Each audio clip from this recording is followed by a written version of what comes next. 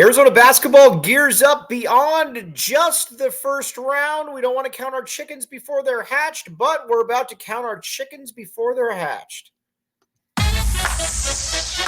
You are Locked On Wildcats, your daily podcast on the Arizona Wildcats, part of the Locked On Podcast Network, your team every day.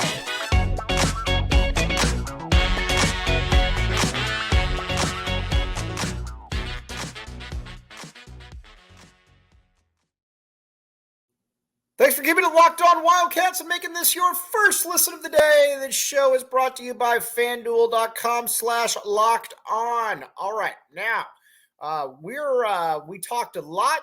We talked a lot in the previous episode about Arizona and Long Beach State, and to rehash, it's this. Arizona is a 20-point favorite. Long Beach State is not good.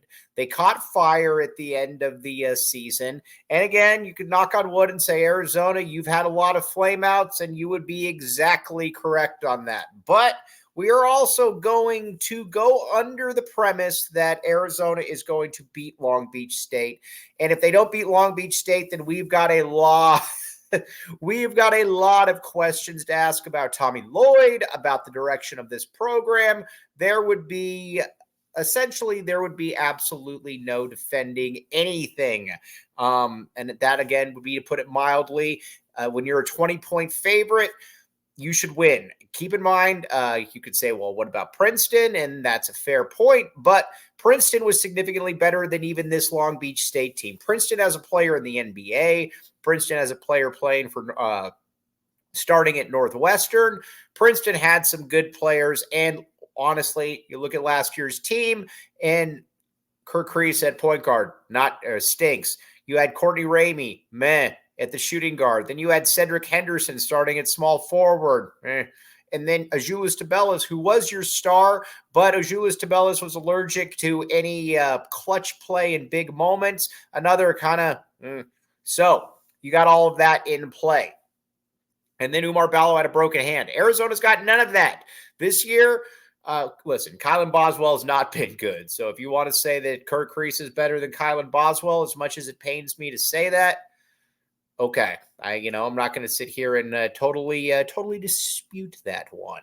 And then after that, Caleb Love is significantly better than Courtney Ramey. No offense to Courtney Ramey, but Caleb Love is significantly better. He's the Pac-12 Player of the Year for a reason. And then at small forward, Pelle Larsson. This version of Pelle Larsson is better than last year's version of Pelle Larsson, and is better than Cedric Henderson. No, again, as the kids would say, no cap. Azuolas Tubelis is probably better than Keyshawn Johnson, but I'm going to say this. Keyshawn Johnson's been tested in the NCAA tournament.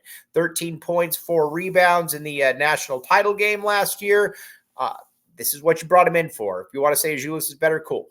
Oumar Ballo, leader of men, significantly better than he was at this point last year, mainly because he doesn't have a broken hand. And then after that, on the bench, KJ Lewis and Jaden Bradley are both difference makers.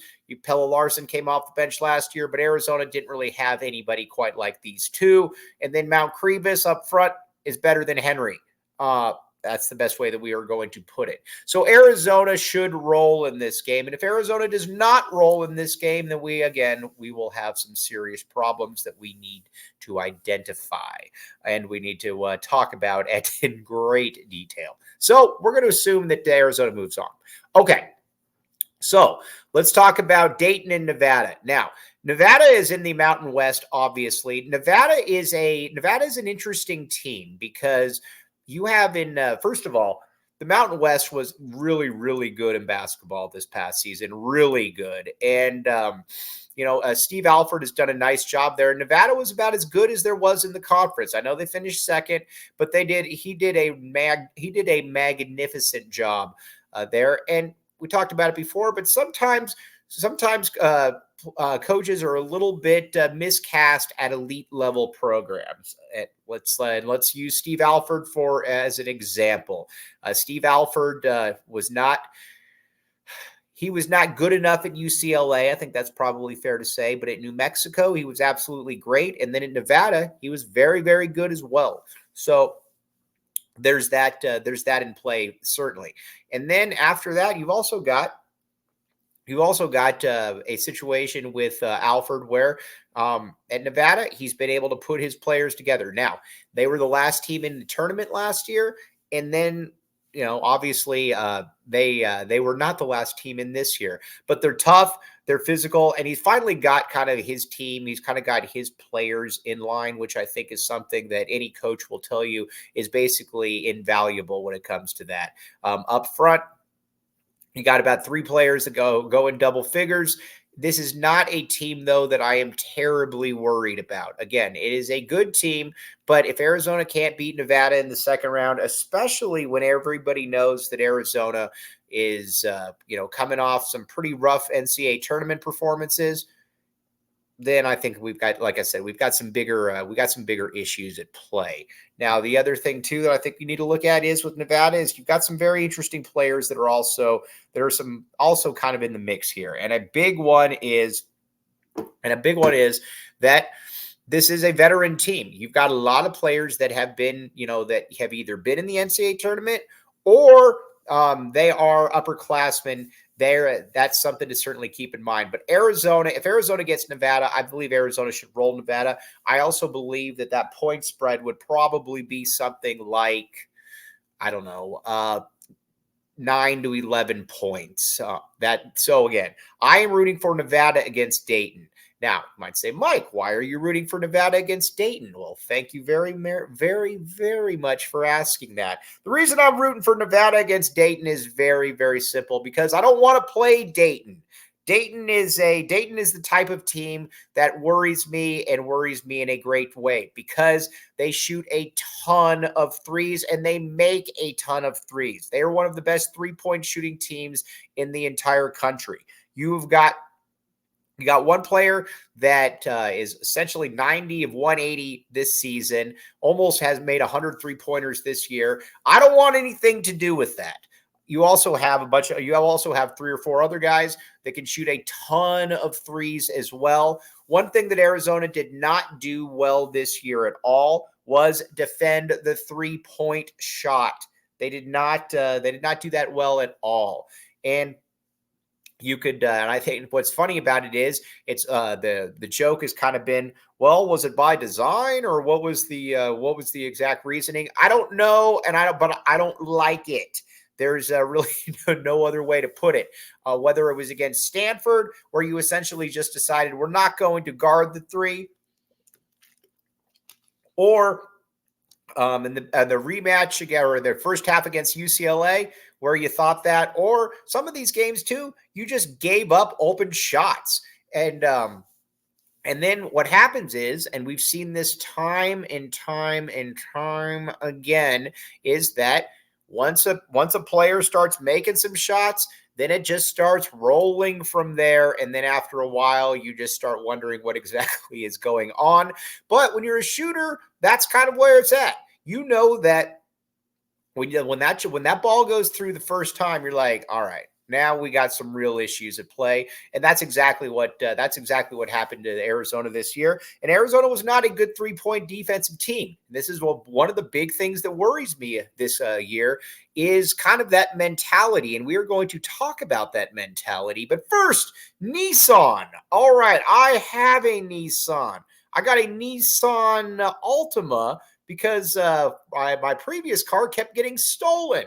The Nissan Altima has not been stolen, and I am very happy for it. It gets great gas mileage, and I can zip around. It looks good. I even had a friend that said, why would you get an Altima? And then he saw it, and he said, man, that's not what I thought that they looked like. Yes, take that, my friend. Nissan Altimas. Go find your next big adventure. Shop now at NissanUSA.com. There's another one where you're going to thank me later. All kinds of good stuff going on at Nissan. Shop now at NissanUSA.com. Go find your next big adventure again. And it was very cost affordable. And Again, I love it. It looks good. It looks sleek. And I can't thank the people at Nissan enough for this. This was a very, very nice little addition to my house. And like I said, a big part of it as well is that it drives incredibly smooth. Check it out, Nissan. And Amazon Fire TV. Say you're like me and you got back from a long day at work or hardly working, and you're like, all right, well, I want to watch some TV. I want to watch something, but I don't have cable. I don't have basic cable, whatever the case may be. Amazon.com/LockedOnFireTV. Check it out. This is your sports destination. To learn more, visit Amazon.com/LockedOnFireTV. This is the wave of the future. People are going to be using Amazon TV. You're going to be streaming. And the reason why is because it is easy. And the other thing about it, too, is that people are going to continue to use it for a variety of reasons. It is not going anywhere. So again, check it out, Amazon.com/LockedOnFireTV. This is another one of those amongst the many on these endorsements where you will thank me later.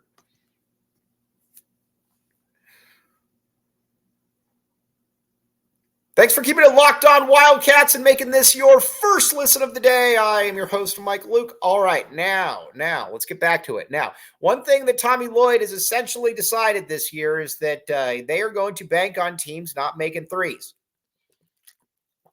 Now, I understand the theory, but that also leaves you very, very susceptible if a team gets hot.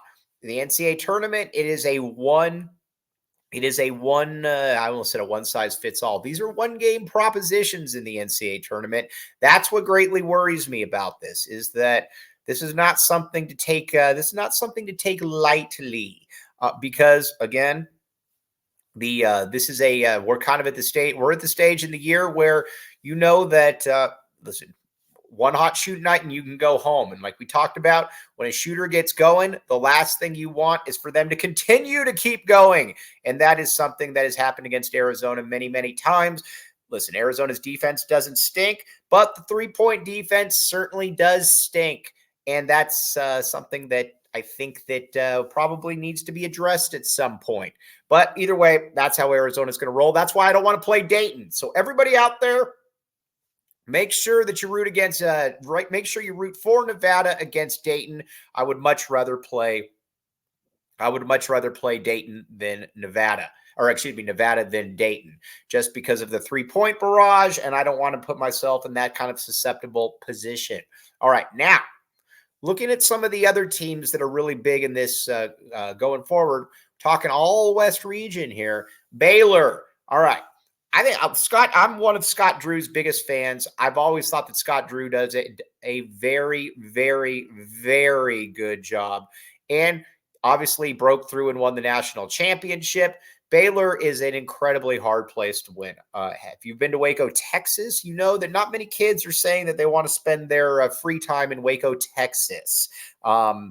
It just is what it is. But he's turned that thing into a juggernaut. He's got a bunch. He's got 3 Elite Eights. He's got the national championship, and the COVID year, they were probably headed towards a 1 or a 2 seed, and they were going to be right in line for a possible national championship. So you've got that.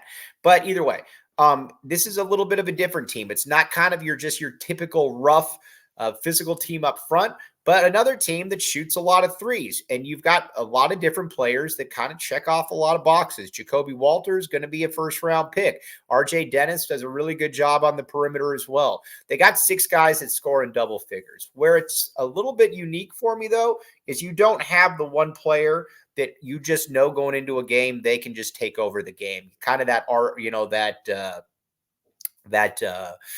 trying to think of a good example here. Maybe that Davion Mitchell, somebody like that. They don't really have that player. And honestly, I'm all right with them not having that player.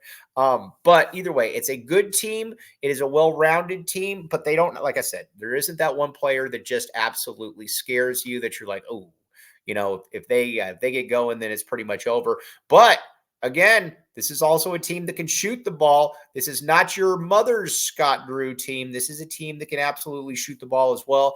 Excited to see what exactly they can do. But they're a team that I also hope loses. Now, I don't think that they're going to lose to Clemson or Colgate. So be that as it may, but that's going to be a tough game for Arizona. I do like Arizona. I do like Arizona's chances, though, because I think that I think Umar Ballo, leader of men, matches up very favorably with the Baylor front court. And not only does he match up very favorably with the Baylor front court, I also think this is the kind of game where Keyshawn Johnson can also have a very nice impact. Now, a big concern for me is Kylan Boswell. You've got to, Kylan Boswell, as we know, has been terrible.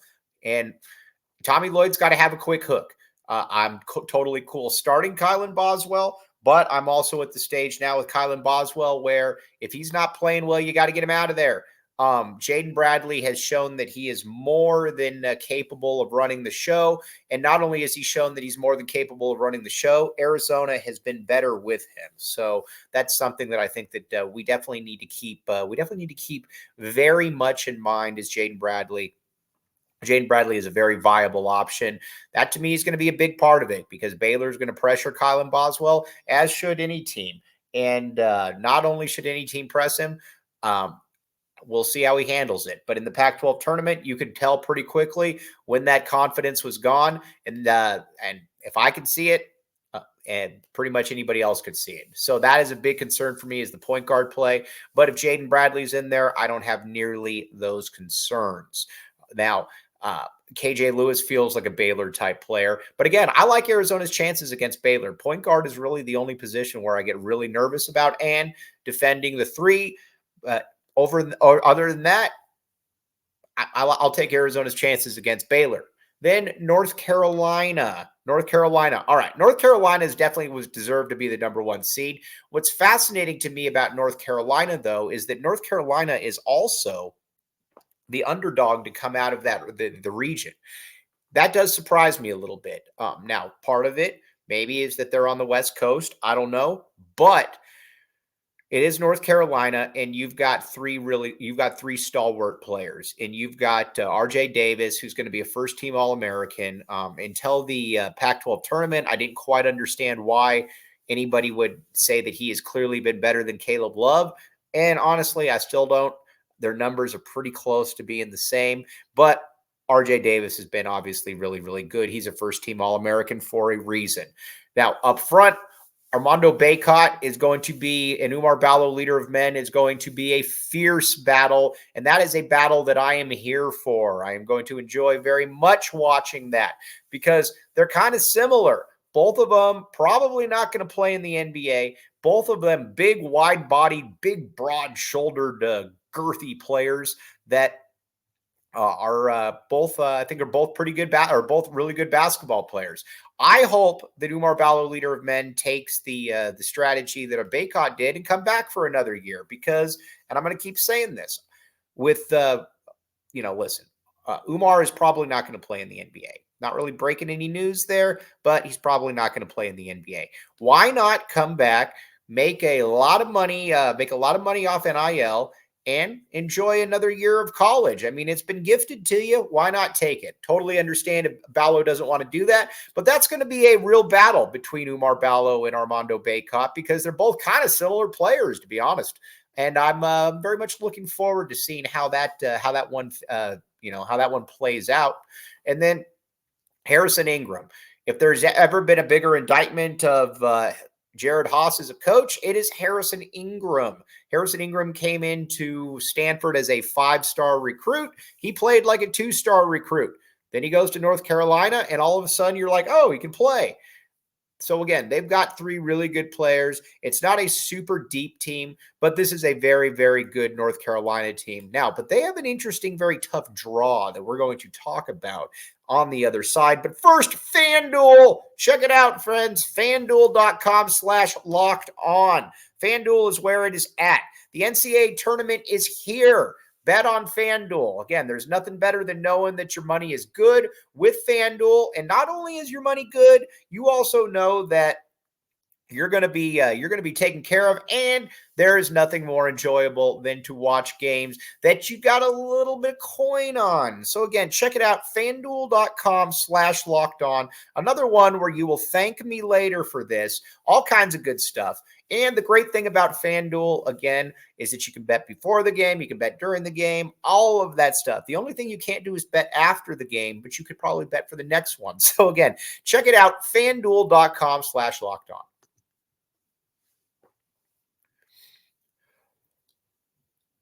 Thanks for keeping it locked on Wildcats and making this your first listen of the day. I am your host, Mike Luke. All right, now let's talk about North Carolina, because they got kind of a crummy draw. If I'm a North Carolina fan, to be honest with you, they think that, I would not be at all thrilled about playing Michigan State in the second round. Keep in mind, we watched Michigan State earlier this year. Michigan State's got a lot of talent, and not only do they have a lot of talent, they have they were just disappointing. Arizona played them earlier in the year, and you could tell that there was a lot to like about that Michigan State squad. Now, a big part of it is they've fallen off.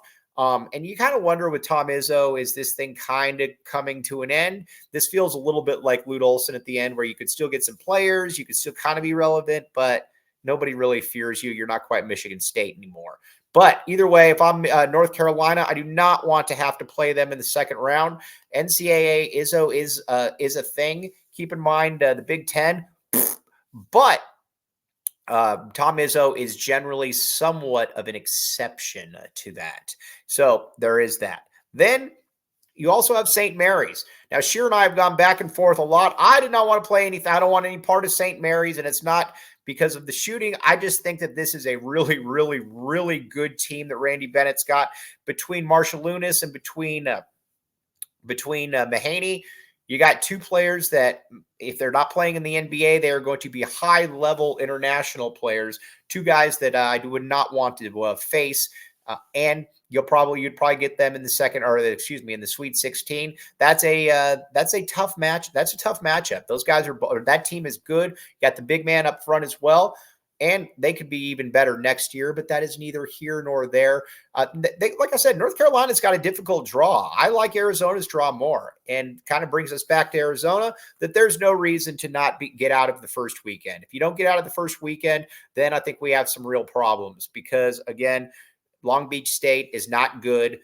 Dayton obviously worries me because of the threes, but let's also be honest, it's still Dayton. Then Nevada. This is the year. Again, I don't need necessarily, I'd like to get a Final Four, but you at least need to get to the Sweet 16, and you can't get punked there. You can't be like a Houston where you end up losing by 9,000 points. Once you get to the Sweet 16, you got to be able to at least acquit yourself well. The draw is there for Tommy Lloyd. I think a lot of people were wondering what it would look like. This is a very favorable draw for Arizona. Now, a lot of people are saying, well, what's it going to be like with the 11 o'clock start? I don't care. They could be playing at 2:30 in the morning. Everybody is dealing with the same early start time, as is Long Beach State. It's the same thing. I don't care about that. You just got to be ready to rock and roll.